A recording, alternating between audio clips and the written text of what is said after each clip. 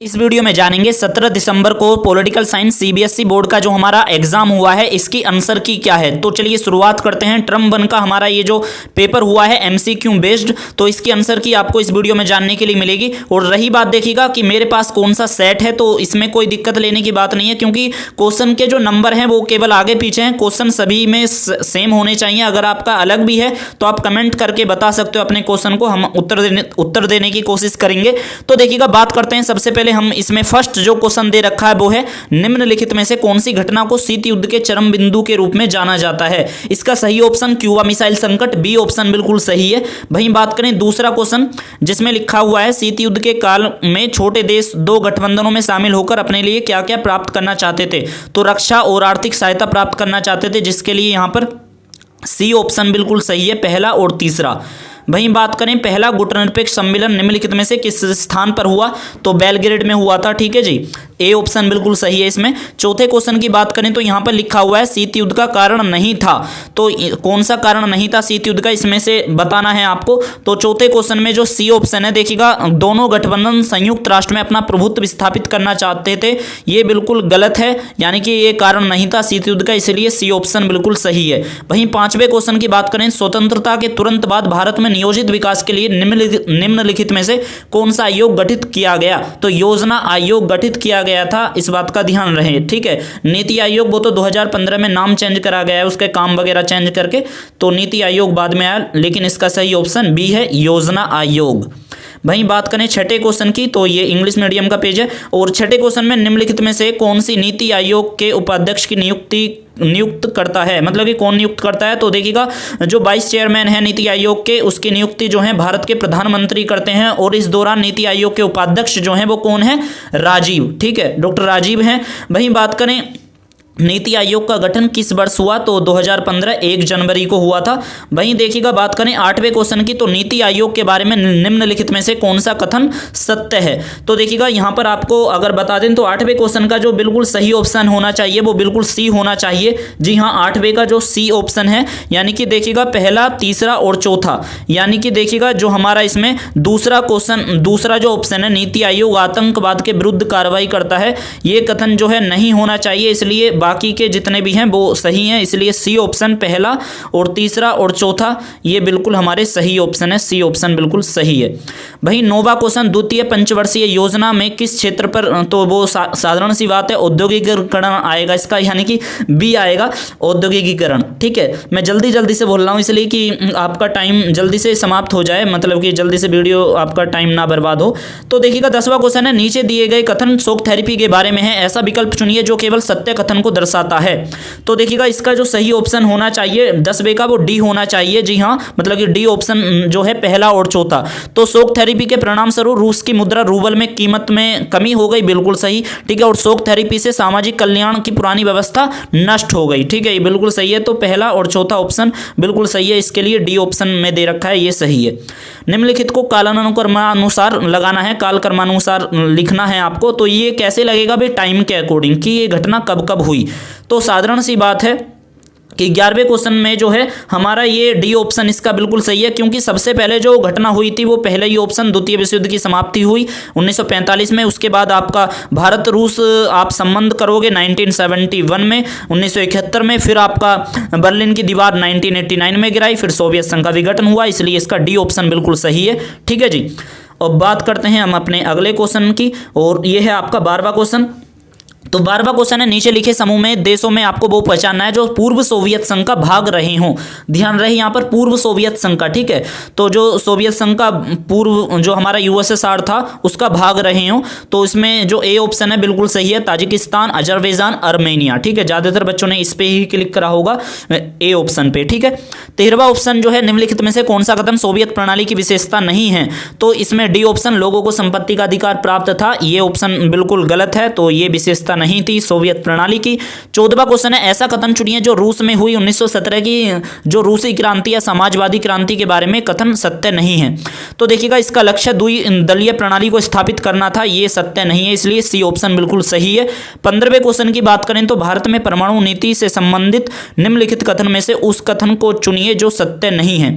तो इसमें जो है 15वें का जो सही आंसर होना चाहिए वो बी होना चाहिए, दूसरा और चौथा ऑप्शन कि भारत की परमाणु नीति जो है, यहाँ पर देखिएगा पहले तो ये पूछ रहा है कि जो परमाणु नीति के बारे में कौन सा कथन सत्य नहीं है, ठीक है। तो इसमें जो है हमारा बी ऑप्शन जो यहाँ पर दे रखा है, भारत की परमाणु नीति सीटीबीटी के प्रतिबंध के पक्ष में थी, ठीक है। और इसमें जो आगे का ऑप्शन है मतलब कि आपका चौथा कि भारत की परमाणु नीति एशिया के छोटे देशों के लिए सहायता के लिए थी, ये भी बिल्कुल गलत है। तो इसलिए यहाँ पर जो है दूसरा और चौथा ऑप्शन जिसमें है वो बी ऑप्शन वाले में है, तो बी ऑप्शन इसका बिल्कुल सही है। 16वें क्वेश्चन की बात करें तो भारत में कौन से देशी रजवाड़ों ने स्वतंत्र राज्यों में बने रहने की घोषणा सबसे पहले की थी? तो त्रावणकोर ने, ठीक है। तो डी ऑप्शन इसका बिल्कुल सही है। और देखिएगा बात करें 17वें क्वेश्चन की, तो यहाँ पर लिखा हुआ है शीत युद्ध के दौरान भारत किसी भी खेमे अर्थात पश्चिमी गठबंधन अथवा या पूर्वी गठबंधन में शामिल क्यों नहीं हुआ? तो ये सही बात है कि भारत दोनों गठबंधनों से दूर रहना चाहता था, इसलिए इसका सी ऑप्शन बिल्कुल सही है जिसमें दे रखा है। ओके जी, अगले क्वेश्चन की बात करें तो आपका 18वां क्वेश्चन देखिएगा, सुभाष चंद्र बोस जो थे Indian national army Azad Hind फौज का इन्होंने ही गठन करा था, इसके संस्थापक थे, तो इसलिए बी ऑप्शन सही है। 19वां क्वेश्चन जो है, भारत की किस देश के साथ संधि है जिसके अंतर्गत दोनों देश नागरिक एक दूसरे के बिना पासपोर्ट के जा सकते हैं? नेपाल है, ठीक है। 20वां क्वेश्चन है, निम्नलिखित में से कौन सा नेता गुटनिरपेक्ष आंदोलन का संस्थापक नहीं था? ठीक है, निकिता खुश्चेव, ठीक है, डी ऑप्शन बिल्कुल सही है। और 21वां क्वेश्चन है, निम्नलिखित में से कौन संयुक्त राष्ट्र संघ का अंग नहीं है? विश्व बैंक, बिल्कुल सही, बी ऑप्शन है इसका। 22वां क्वेश्चन है, निम्नलिखित में से कौन सा कथन यूनिसेफ का कार्य है? भाई बच्चों की स्वास्थ्य के लिए बेहतरी के लिए काम करता है, जो इसका मुख्य कार्य है, ठीक है। फॉर एवरी चाइल्ड इसका मोटो है, आपको पता होगा। और बात करें 23वें क्वेश्चन की, तो निम्नलिखित में से कौन सा कथन अंतर्राष्ट्रीय श्रम संगठन ILO इंटरनेशनल लेबर ऑर्गेनाइजेशन का उद्देश्य है? ठीक है, तो वो आपको यहाँ पर छांटना होगा। इसमें 4 ऑप्शन हैं, तो 4 में से सही विकल्प चुनना है आपको। तो देखिएगा 23वें का जो करेक्ट आंसर है वो ऑप्शन सी है। नहीं, ऑप्शन सी नहीं होना चाहिए, ऑप्शन डी, ठीक है, क्योंकि डी में आपका पहला, दूसरा और चौथा है, ठीक है। क्योंकि इसमें से तीसरा अगर छोड़ने, क्यों, मुख्यतः मानवाधिकारों की रक्षा के लिए कार्य करता है। भाई उसके लिए तो आपका बना पड़ा है ना UNHRC, ठीक है, जो आपने अभी 10 दिसंबर को मानवाधिकार दिवस बनाया था, उसमें भी आपने पढ़ा होगा। क्योंकि मुख्यतः मानवाधिकार की रक्षा का कार्य जो है अंतर्राष्ट्रीय श्रम संगठन नहीं करता है, इसका जो कार्य है वो 1, 2 और चौथा है, इसलिए डी ऑप्शन बिल्कुल सही है। बात करें 24वें क्वेश्चन की, तो निम्नलिखित विकल्पों में से कौन सा विकल्प है जो 3 देशी रियासतों को दर्शाता है जिन्होंने भारत के साथ अपने विलय का विरोध किया? तो जूनागढ़, हैदराबाद, त्रावणकोर, जो सी ऑप्शन इसका बिल्कुल सही है, ठीक है जी, सी ऑप्शन इसका बिल्कुल सही है, जूनागढ़, हैदराबाद, त्रावणकोर। वहीं बात करें कि आपका अगला क्वेश्चन ये इंग्लिश मीडियम का आ गया है, 1 मिनट, हाँ 25वां। तो देखिएगा ये भी आपने ध्यान रखा होगा कि कोई 20 प्रश्न करना है, खंड आपका बी आ चुका है, ठीक है, सेक्शन बी। तो 25वां क्वेश्चन है, भारत की गुटनिरपेक्षता की नीति की आलोचना क्यों की गई? ठीक है, तो यहाँ पर आपको पढ़ना पड़ेगा ये सारे ऑप्शन चारों। तो भारत की गुटनिरपेक्षता की नीति अपने राष्ट्रीय हितों के नाम पर सिद्धांतहीन थी। तो देखिएगा इसमें जो 25वें क्वेश्चन में मैंने इसमें पहले से ही आंसर सिलेक्ट कर लिया था, तो 25वें का जो सही ऑप्शन है वो बिल्कुल एकदम डी ऑप्शन बिल्कुल सही है 25वें का। तो डी ऑप्शन में जो है यानी कि तीसरा क्वेश्चन छोड़ के कि भाई तीसरा जो ऑप्शन है भारत अमेरिका के साथ किसी भी मैत्री संधि के विरुद्ध था, तो इस ऑप्शन को छोड़ के बाकी सभी ऑप्शन में इसके सही रहेंगे। तो डी ऑप्शन में दे रखा है पहला, दूसरा और चौथा, ठीक है। तो 25वें क्वेश्चन का आपका डी ऑप्शन बिल्कुल सही है। 26वें क्वेश्चन की बात करें तो नाटो को पश्चिमी गठबंधन भी कहते हैं क्योंकि अधिकांश सदस्य देश का जो संबंध है वो पश्चिमी यूरोप से है, ठीक है, इसलिए इसका बी ऑप्शन बिल्कुल सही है। सीटीबीटी का फुल फॉर्म पूछ रहा है, तो वो साधारण सी बात है, सी ऑप्शन जो है आपका कॉम्प्रहेंसिव टेस्ट वेंट्रिएटी, ठीक है जी, सी ऑप्शन। डी वो सॉरी 28वां क्वेश्चन है, निम्नलिखित में से कौन से देश हैं जो किस समूह को धुरी के राष्ट्र कहा जाता है, धुरी राष्ट्र कह सकते हो, ठीक है। तो जर्मनी, जापान, इटली को आप धुरी राष्ट्र कहते हो। डी ऑप्शन इसका बिल्कुल सही है। अब देखिएगा ये क्वेश्चन है 29वां। ऐसे क्वेश्चनों को थोड़ा आपको ध्यान से पढ़ना होता है, इसमें फैक्ट वगैरह भी होते हैं और इसमें आपकी जानकारी का एनालिसिस किया जाता है ऐसे क्वेश्चन को जब आप अटेम्प्ट करते हो। तो 29वां क्वेश्चन आया है, अभिकथन पूछ रहा है यहाँ पर। अभिकथन ए है कि सोवियत संघ और साम्यवाद का 1991 में अंत हो गया। ये बिल्कुल ठीक है अभिकथन, और इसका कारण है कि सोवियत संघ की राजनीतिक और आर्थिक संस्थाएं अंदरूनी कमजोरी के कारण लोगों की आकांक्षाओं को पूरी ना कर सके। तो देखिएगा अभिकथन ए का कारण बिल्कुल सही है, इसलिए इसका सही विकल्प जो है ए होना चाहिए, क्योंकि अभिकथन ए और कारण आर दोनों सही है और कारण आर अभिकथन ए का सही स्पष्टीकरण है। ठीक है जी। तो 29वें का जो सही आपका ऑप्शन है वो बिल्कुल आपका ए ऑप्शन बिल्कुल सही है। वहीं बात करें अगले की, इंग्लिश मीडियम पार करें हम पेज। 30वां क्वेश्चन जो है अभिकथन ए, 1990 के दशक में रूस की अर्थव्यवस्था। देखिएगा रूस की अर्थव्यवस्था पूरी तरह से तहस नहस नहीं हुई थी, वो सोवियत संघ रूस की अर्थव्यवस्था तहस नहस हुई थी 1990 के दशक में। 1990 का दशक मतलब 1991, ठीक है, जो फिक्स आपकी वो है हमारी साल। तो देखिएगा यहाँ पर जो है सोवियत संघ आना चाहिए, इसलिए अभिकथन ए तो बिल्कुल गलत है। और इसके हिसाब से 30वें का जो क्वेश्चन है वो अभिकथन ए गलत है, वो डी ऑप्शन में लिखा हुआ है, तो डी ऑप्शन ही इसका सही है। तो 30वें का जो करेक्ट ऑप्शन है वो डी है। ठीक है, 30वें का डी ऑप्शन। 31वें की बात करें तो अंतर्राष्ट्रीय झगड़ों को रोकना संयुक्त राष्ट्र संघ का मुख्य उद्देश्य है, इसलिए सी ऑप्शन इसका सही है। संयुक्त राष्ट्र की स्थापना कब हुई? तो द्वितीय विश्व युद्ध के बाद हुई। ठीक है। 33वां क्वेश्चन है, संयुक्त राष्ट्र संघ को अधिक प्रासंगिक बनाने के लिए जो 2005 में संयुक्त राष्ट्र संघ की 60वीं सालगिरह बनाने के अवसर पर शामिल जो नेता हुए थे एक साथ, तो उसमें सिफारिश करी गई थी, उसमें कौन कौन से कथन इसके हिसाब से सही हैं जो इसमें ऑप्शन दे रखे हैं। देखिएगा ऐसे क्वेश्चन होते हैं जो टीचर जो है मतलब कि पूछ लेते हैं भाई इस तरह से, क्योंकि देखिएगा आपको सभी क्वेश्चन तो अपने अटैम्प्ट नहीं करने थे, ऐसे क्वेश्चन को आपने ज़्यादातर बच्चों ने छोड़ दिया होगा क्योंकि काफ़ी ज़्यादा आपको जानकारी थी, अब जानकारी की ज़रूरत थी इस क्वेश्चन में। अब देखिएगा इसमें जो बिल्कुल करेक्ट ऑप्शन है इसका 33वें का वो है आपका सी। ठीक है, क्योंकि आपका जो तीसरा है कि युद्ध रहित क्षेत्रों का निर्माण करना, ये सिफारिश नहीं की गई थी और बाकी की सभी सिफारिशें के बारे में जो कथन है वो सत्य है, इसलिए सी ऑप्शन पहला, दूसरा और चौथा ऑप्शन बिल्कुल सही है, यानी कि सी करेक्ट ऑप्शन।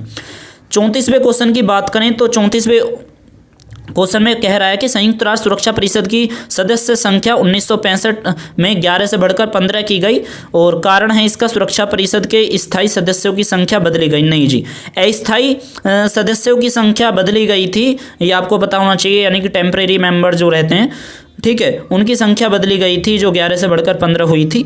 तो इसलिए जो अभिकथन ए है वो तो सही है, लेकिन कारण आर गलत है, इसलिए इसका डी ऑप्शन में जो लिखा है अभिकथन ए सही है, कारण आर गलत है, डी ऑप्शन बिल्कुल सही।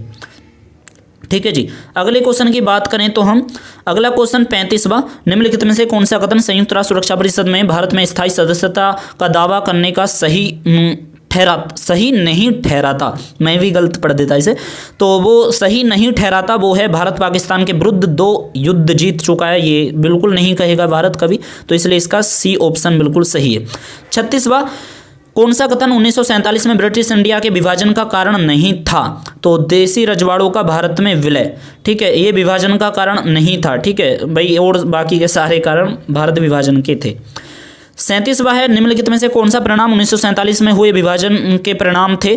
तो इसमें जो सही ऑप्शन होगा 37वें का वो होना चाहिए आपका सी। ठीक है, तो सी पहला और दूसरा, राज्यों का पुनर्गठन, नहीं सी नहीं, क्योंकि वो सी में जो है पहला और दूसरा ऑप्शन है, लाखों लोग एक स्थान से दूसरे स्थान का पलायन हो गया, ये भी ठीक है कि इसका परिणाम है, मतलब कि 1947 का जब भारत पाकिस्तान विभाजन हुआ और सांप्रदायिक हिंसा हुई, लेकिन राज्यों का पुनर्गठन ये काफ़ी टाइम पीरियड बाद है, और जो इसमें ऑप्शन में पहला दूसरे के साथ अटैच नहीं है ऑप्शन में, तो इसलिए इसका पहला और दूसरा ही मानना पड़ेगा, सी ऑप्शन बिल्कुल सही है। ठीक है, 37वें क्वेश्चन का 38वां क्वेश्चन है, अधिकतर रजवाड़ों के शासकों ने भारतीय संघ का अंग बनने के लिए कब सहमति प्रदान की? तो देखिएगा इस स्टूडेंट ने 15 अगस्त 1947 करा है, ये गलत है, क्योंकि ये करेक्ट डेट पे तो सारे मतलब कि सबसे ज़्यादा नहीं करा गया, इसमें जो है ऑप्शन बी जो दे रखा है 15 अगस्त 1947 से पहले। जी हाँ, तो बी ऑप्शन बिल्कुल सही है, क्योंकि उससे पहले तो किसी की सहमति बनी थी, किसी ने मतलब कि किसी का प्रोसेसिंग था, तो पहले वाला वर्ड ठीक है, तो बी ऑप्शन एकदम करेक्ट है। ठीक है, 39वां क्वेश्चन है, निम्नलिखित में से कौन सा पूर्वोत्तर का एक राज्य 1972 से पहले ही राज्य बन चुका था। तो देखिएगा ये काफ़ी अच्छा क्वेश्चन पूछा है, मतलब कि आपको जानकारी काफ़ी डेप्थ में जाके पता होगी। और देखिएगा ये जहाँ तक है सैम्पल क्वेश्चन पेपर जो था वो सपोर्ट मटेरियल जो है उसमें भी लास्ट में जो आपकी टेबल दे रखी है उसमें आपको देखने के लिए मिल जाएगा। तो देखिएगा आपको बता दूं, इसमें पूछा है 1972 से पहले जो राज्य बन चुका था। तो देखिएगा जो तीनों राज्य दे रखे हैं ना, ABC, मेघालय, मणिपुर, त्रिपुरा, इन तीनों राज्यों का जो गठन है, स्टेब्लिश जो स्थापना हो गई, स्थापना दिवस ये जो बनाते हैं, ये इन सभी का 1972 में ही ये स्थापित हुए थे, ठीक है, राज्य के रूप में। लेकिन नागालैंड जो है 1963 में बना था, इसलिए 1972 से पहले जो राज्य बन चुका था वो डी ऑप्शन नागालैंड बिल्कुल सही है। ठीक है, 40वां क्वेश्चन है, अभिकथन ए, हैदराबाद के निजाम के शासन के विरुद्ध लोगों का आंदोलन ताकत और तेजी पकड़ चुका था। अभिकथन ए तो सही है, और कारण आर, किसान और महिलाओं के निजाम के दमनकारी शासन के विरुद्ध हाथ मिला लिए थे। ठीक है, किसानों और महिलाओं ने, मतलब कि निजाम जो थे वहाँ के मीर उस्मान अली खान, जो आपने नाम पढ़ा होगा, जो वहाँ के निजाम थे, उनके विरुद्ध जो है महिलाओं ने और किसानों ने हाथ एक साथ मिला लिए थे कि हम मीर उस्मान अली खान निजाम के खिलाफ शासन के विरुद्ध कार्रवाई करेंगे, आंदोलन करेंगे। तो देखिएगा इसके लिए बिल्कुल सही बातें लिखी हुई हैं, इसलिए ए ऑप्शन इसका बिल्कुल सही है।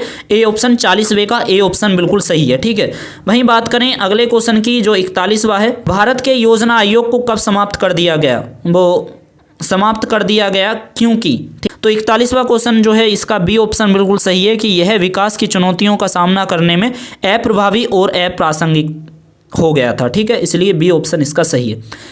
आपका देखिएगा 42वां क्वेश्चन है, अभिकथन ए 1995 में भारत परमाणु अप्रसार संधि को अनिश्चित काल के लिए बढ़ाने के विरुद्ध था और इसने परमाणु प्रसार संधि, अप्रसार संधि और व्यापक परमाणु परीक्षण प्रतिबंध संधि दोनों पर हस्ताक्षर करने से इनकार कर दिया। ये बात ठीक है, और कारण आर जो है, भारत इन संधियों को भेदभावपूर्ण मानता है और परमाणु हथियार रखने वाले 5 देशों के एकाधिकार का विरोधी है।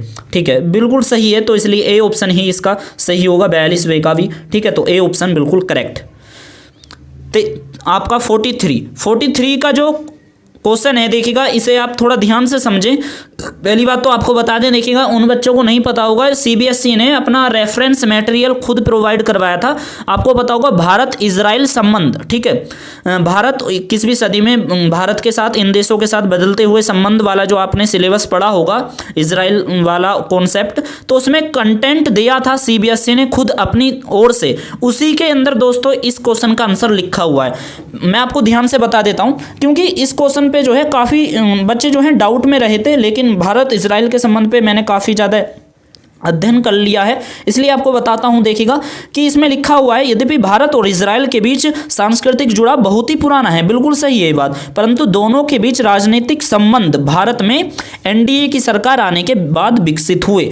देखिएगा ये जो परंतु के बाद जो कॉन्सेप्ट है ना, बिल्कुल गलत है, यानी कि अभिकथन ए ही जो है ना गलत है। ये क्यों गलत है मैं आपको बता दूं, क्योंकि यहां पर कह रहा है ना कि भाई दोनों के बीच, यानी कि भारत इजराइल का जो संबंध है वो एनडीए की गवर्नमेंट आने के बाद विकसित हुआ। ये बात देखिएगा बिल्कुल गलत है, क्योंकि आपको बता दें जो एनडीए की गवर्नमेंट में तो देखिएगा संबंध विकसित हुए ही नहीं। पहली बात तो भारत इजराइल के जो सबसे पहले संबंध विकसित हुए थे, ठीक है, वो हुए थे आपके यूपीए की सरकार में, यानी कि पीएम जो थे उस दौरान कौन थे, आपका 1992 में, क्योंकि 1992 में भारत के अंदर इजराइल का दूतावास बना था और उसके अंदर महत्वपूर्ण जो सहयोग हुआ था, नरसिम्हा राव उस दौरान हमारे प्रधानमंत्री थे, नरसिम्हा राव, ठीक है, और इजराइल के साथ संबंध स्थापित पहली बार करे गए थे और उसको मंजूरी देने वाले भी प्रधानमंत्री पीवी नरसिम्हा राव थे, ठीक है, जो हमारे कांग्रेस से थे, और कांग्रेस सीधी सी बात है वो एनडीए से तो है नहीं, यूपीए से है, इसलिए जो है यहां पर राजग लिखा हुआ है। हिंदी वाले बच्चे ध्यान रहे, राजग का मतलब एनडीए है, और एनडीए की सरकार आने के बाद विकसित नहीं हुए थे भारत इजराइल के संबंध जो हैं, इस बात का ध्यान रहे, ठीक है। वो हमारे यूपीए की सरकार थी नरसिम्हा राव की, और उस दौरान ही हमारा इजराइल का दूतावास बना था भारत के अंदर, और इसी तौर पे हम कह सकते हैं कि अभिकथन ए जो है वो हमारा देखिएगा इसका सी ऑप्शन बिल्कुल सही है कि अभिकथन ए बिल्कुल हमारा गलत है और कारण आर जो है वो सही है, क्योंकि कारण आर में क्या लिखा हुआ है कि दोनों देशों के नेता 1990 से एक दूसरे के देश की यात्रा करते रहे। ये आप बात सही कह सकते हो, लेकिन ए जो कथन है ना अभिकथन, वो बिल्कुल आपका गलत है। और फिर तो ऑप्शन कुछ बचा ही नहीं, और इसमें शुरुआत में ही दे रखा अभिकथन ए गलत है परंतु कारण आर सही है। ठीक है, सी ऑप्शन बिल्कुल करेक्ट, इस बात का ध्यान रखें। 43 क्वेश्चन जो है सी ऑप्शन है इसका एकदम करेक्ट। ठीक है, और इसके लिए अधिक जानकारी के लिए आप सीबीएसई की वेबसाइट पे भी विजिट कर सकते हो, रेफरेंस मटेरियल उठा के इसका आंसर आसानी से पता लग जाएगा। 44वां क्वेश्चन है, निम्नलिखित में से कौन सा कथन भारत चीन के संबंधों के बारे में सही नहीं है। ठीक है, 44वां क्वेश्चन पूछ रहा है और इसका जो सही ऑप्शन है वो एकदम सी होना चाहिए, क्योंकि भारत ने चीन के सुरक्षा परिषद में प्रवेश का विरोध कभी नहीं किया, क्योंकि चीन को सुरक्षा परिषद में एंट्री मिले और स्थायी सदस्यता मिले, इसका भारत नहीं पक्षधार था और पंडित जवाहरलाल नेहरू ने ही सपोर्ट करा था। अगले क्वेश्चन की बात करें तो अगला है 45। तो भारत और पाकिस्तान के संबंधों के बारे में निम्नलिखित में से कौन सा कथन असत्य है। तो देखिएगा इसके बारे में 45वां क्वेश्चन जो है इसका सी ऑप्शन, भारत और पाकिस्तान ने आतंकवाद के विरुद्ध आपस में मैत्री संधि की है, ये आपका कथन असत्य है, क्योंकि ये तो है गलत ही है, क्योंकि ये तो जो मैत्री संधि करी है आतंकवाद के विरुद्ध वो रूस से है। ठीक है, रसिया से कर रखी है, जो ये आपका कथन गलत है, तो इसके लिए सी ऑप्शन बिल्कुल सही है। 46वां क्वेश्चन है, भारत और नेपाल के संबंधों के बारे में सही कथन को चुनिए। ठीक है, तो इसमें देखिएगा 46वां क्वेश्चन जो है सी ऑप्शन है, यानी कि पहला, दूसरा और तीसरा ये जो है सही कथन है, और जो चौथा ऑप्शन है कि नागरिक एक दूसरे के देश में बिना वीजे का यात्रा नहीं कर सकते, तो ये बिल्कुल गलत है, क्योंकि बिना वीजा के हम भारत और नेपाल में आ जा सकते हैं, और ये बिल्कुल गलत बात है। ठीक है, जो इसमें लिखी हुई है कि नहीं कर सकते। ठीक है, इसलिए सी ऑप्शन 1 2 3 तीनों ऑप्शन ऊपर के सही हैं और बाकी नीचे का चौथा ऑप्शन गलत है। सी ऑप्शन में दे रखा है 1 2 3, सी ऑप्शन करेक्ट। 47वां क्वेश्चन है, उस देश की पहचान कीजिए जिसमें नीचे दी गई 4 विशेषता हैं। लुक ईस्ट पॉलिसी, ये भाई आपको पता होना चाहिए। ठीक है, ये भारत का कॉन्सेप्ट है, और यहाँ पर देखिएगा ये भारत की सहायता से अस्तित्व आया, देखेंगे चलो। इसकी सीमा भारत की सीमा से टच करती है। भाई देखिएगा वो तो ज़्यादातर जो इसमें देश दे रखे हैं सभी करते हैं, और यह एक धर्मनिरपेक्ष और लोकतांत्रिक देश है। देखिएगा लुक ईस्ट वाला जो कॉन्सेप्ट है और बॉर्डर वाला, और इससे और धर्मनिरपेक्ष और डेमोक्रेटिक। ठीक है, मतलब कि सेक्युलर आपका धर्मनिरपेक्ष और आपका डेमोक्रेटिक जो कंट्री है, अगर हम उसके तौर पे देखें वो उसमें हमेशा ही बांग्लादेश का नाम आता है, तो बांग्लादेश करेक्ट आंसर है। ठीक है, लुक ईस्ट पॉलिसी और आपका धर्मनिरपेक्ष और लोकतांत्रिक देश भी है, और सीमा आपस में मिलती हैं, और भारत की सहायता से ही अस्तित्व में आया था। 1971 का जो युद्ध हुआ था पाकिस्तान की हार होने के बाद। ठीक है, आपको पता होगा, बांग्लादेश करेक्ट ऑप्शन। 48वां क्वेश्चन है, इसमें लिखा है क्वेश्चन, निम्नलिखित में से कौन सा कथन भारत की विदेश नीति का हिस्सा नहीं है। तो देखिएगा एक ध्रुवीय विश्व का सम्मान, ये भाई हिस्सा नहीं है, ये सी ऑप्शन इसका बिल्कुल सही है, क्योंकि यह हिस्सा नहीं है। अगले क्वेश्चन की बात करें तो अगला है हमारा, ये देखिएगा बहुत ही सिंपल क्वेश्चन पूछ लिया, मेरे हिसाब से ये क्वेश्चन नहीं होना चाहिए था। लोगो दे दिया, और ये तो 5वीं क्लास के किताब में भी लोगो दे रखा है बच्चों की में, क्योंकि मैंने 5वीं किताब आज भी रख रखी है, मुझे याद है, उसमें लोगो दे रखा है। संयुक्त राष्ट्र संघ का ये लोगो है। ठीक है दोस्तों, इसमें जो हमारे ब्लाइंड स्टूडेंट हैं उनके लिए बता दें, ये इसमें दे रखा है, सुन लें वो, कि किस वृक्ष की पत्तियां विश्व शांति को दर्शाने के लिए प्रयोग की जाती हैं, तो जैतून की, और जैतून की पत्तियां ही इसके लोगो में है साइड में। ठीक है, संयुक्त राष्ट्र संघ के में नीचे देखिएगा, चित्र को ध्यानपूर्वक अध्ययन कीजिए। ठीक है जी, कर लिया। देखिएगा पंडित जवाहरलाल नेहरू यहाँ पर जो हैं, ओके सॉरी पंडित जवाहरलाल नेहरू जो हैं यहाँ पर देखिएगा, आपको दिखेंगे, और यहाँ पर ये जो फोटो है इस दौरान का है 15 अगस्त 1947 का, भारत का प्रथम स्वतंत्रता दिवस। ठीक है, बी ऑप्शन बिल्कुल करेक्ट। अगले क्वेश्चन की बात करें, दृष्टिबाधित के लिए दे रखा है, इसे भी सुन लें वो स्टूडेंट जो ब्लाइंड हैं। स्वतंत्र भारत का प्रथम उप प्रधानमंत्री कौन था। इस पे मैंने काम कर रखा है क्वेश्चन पे, क्योंकि मैंने दिया था उन बच्चों को जो हमने अपनी वेबसाइट पे अपलोड करा था। तो इसका सही ऑप्शन सरदार वल्लभ भाई पटेल, फर्स्ट आपका मतलब कि वाइस प्राइम मिनिस्टर। ओके, दी गई डाक टिकटों का ध्यानपूर्वक अध्ययन कीजिए और नीचे दिए गए प्रश्न का उत्तर दीजिए। भाई देखिएगा यहाँ पर किसान के हाथ में धान है, ठीक है, गेहूं वगैरह हैं और जवान हैं। तो जय जवान और जय किसान का नारा ही लाल बहादुर शास्त्री का था। ठीक है, ए ऑप्शन में दे रखा है लाल बहादुर शास्त्री, करेक्ट आंसर। ठीक है, अब निम्न जो हमारे ब्लाइंड स्टूडेंट हैं, निम्नलिखित में से किसके परिणाम स्वरूप एक नए देश का उदय हुआ? भारत पाकिस्तान युद्ध जब हुआ उसके बाद जो है बांग्लादेश का उदय हुआ। बिल्कुल करेक्ट ऑप्शन ए है। ठीक है, अगला क्वेश्चन की बात करें तो अगला जो क्वेश्चन है 52। देखिएगा, ये आपको कंटेंट पढ़ लेना, ठीक है, पढ़ा होगा आपने, जब ही उसके बाद ये उत्तर देना। निम्नलिखित में से किस घटना को साम्यवाद का पतन कहा गया? 52वां क्वेश्चन, तो सोवियत संघ का विघटन के बाद ही साम्यवाद का पतन हो गया। 53वां क्वेश्चन है, निम्नलिखित में से कौन सा देश लोकतांत्रिक पूंजीवादी व्यवस्था का लोकप्रिय देश है? भाई यूनाइटेड स्टेट अमेरिका। ठीक है, ए ऑप्शन। 54वां है, निम्नलिखित में से कौन से दो देश का समूह दूसरी दुनिया कहलाता है? देखिए दूसरी दुनिया, ठीक है, सेकंड जो हमारा दुनिया कहलाते हैं वो रूस कहलाता था, जब आपने कोल्ड वॉर वाले चैप्टर में पढ़ा होगा। तो रूस और यूक्रेन, ठीक है, यूक्रेन तो बहुत साइड में दे दिया, रूस है तो रूस और किसी में है नहीं। भारत पाकिस्तान को दूसरी दुनिया कह ही नहीं सकते, जर्मनी इटली को भी नहीं कह सकते, चीन और जापान को भी नहीं कह सकते। 55वां जो क्वेश्चन है, निम्नलिखित में से कौन सा कथन शॉक थेरेपी का परिणाम नहीं है? तो देखिएगा, सामूहिक खेती की प्रणाली मजबूत हुई, ये भी परिणाम नहीं है, बिल्कुल गलत है। और खाद्य सुरक्षा सुनिश्चित हो गई, नहीं। ठीक है, शॉक थेरेपी का परिणाम नहीं हुआ, सी ऑप्शन बिल्कुल सही है। ठीक है, 56वां क्वेश्चन जो है, ऐसा कथन चुनिए जो साम्यवाद की विशेषता है। तो भाई जो स्टेट होता है उसको कंट्रोल करता है, यानी कि जितने भी इकोनॉमी है तो उसको स्टेट ही कंट्रोल करता है, यही साम्यवाद की असली विशेषता है। ठीक है, यानी कि राज्य ही कंट्रोल करेगा इकोनॉमी को, बी ऑप्शन में दे रखा है, बिल्कुल सही है। अगले क्वेश्चन की बात करें तो अब लास्ट स्टेज है जहां तक है, हाँ 57 पे आ गए। किस राजनीतिक नेता ने ब्रिटिश इंडिया के विभाजन की मांग करी? Mohammad Ali Jinnah, C option. ठीक है, 58वां क्वेश्चन है, निम्नलिखित में से ऐसे कथन को चुनिए जो द्विराष्ट्र सिद्धांत का स्पष्ट करता है। तो ए ऑप्शन, भारत में दो कौमें। ये सेगमेंट आपने जो है पढ़ा होगा किताब वगैरह में कि भारत दो कौम वाला सेगमेंट जरूर पढ़ा होगा कि हिंदू और मुस्लिम रहते हैं, इसलिए दोनों के लिए दो राष्ट्र होने चाहिए। ठीक है, ए ऑप्शन बिल्कुल सही है 58वें का।